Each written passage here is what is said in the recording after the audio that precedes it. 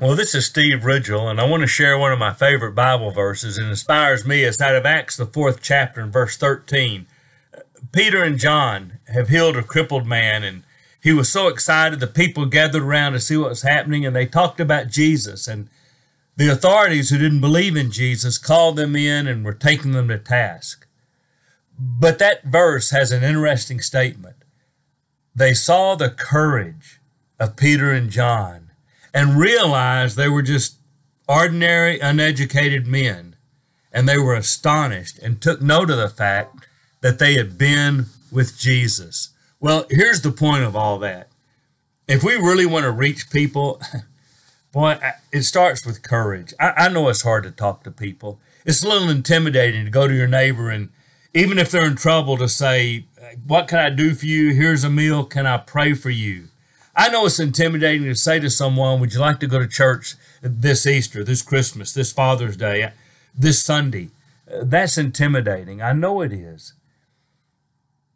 It's a little scary sometimes to tell a neighbor who says an offhand comment like, well, what do you think about what's happening in the world? To say, well, let me tell you why I think everything is going to be okay in the long run.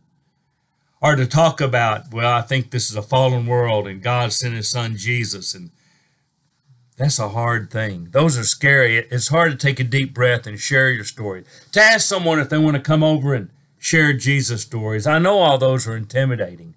And they should be a little scary because sometimes people don't react well, and sometimes people say negative things about Christians. But you know what? It takes courage. God didn't put us in this world to huddle up and hide, to get together at church and pat each other on the back. Nah, he wants us to be courageous out in the world, telling people about his son. But you know what? You don't have to be anything special to do that. You don't have to have any kind of big education. We've really kind of are moving to a thing in church where really the only people that can understand Jesus and the Bible are the people with a degree, and really only an advanced degree, and well, really only a recent degree, and well, really from the right school, and on it goes. I appreciate education. Shockingly, I've got a couple of degrees. A long time ago, of course, but here's the thing. All you have to really do is know how to read your Bible. I mean, if you do that, you don't have to have an education past that. Boy, just know what God said to you so you'll know what he's saying to others. And you can be ordinary. You don't have to have a great gift of gab, a gift of connecting with people. You don't have to have that. You don't. Here's what you have to have. You have to have been with Jesus. If you love Jesus and know Jesus, that's the most natural thing in the world to talk about. And you can do that. You know, it'll astonish the world when we start really growing the kingdom.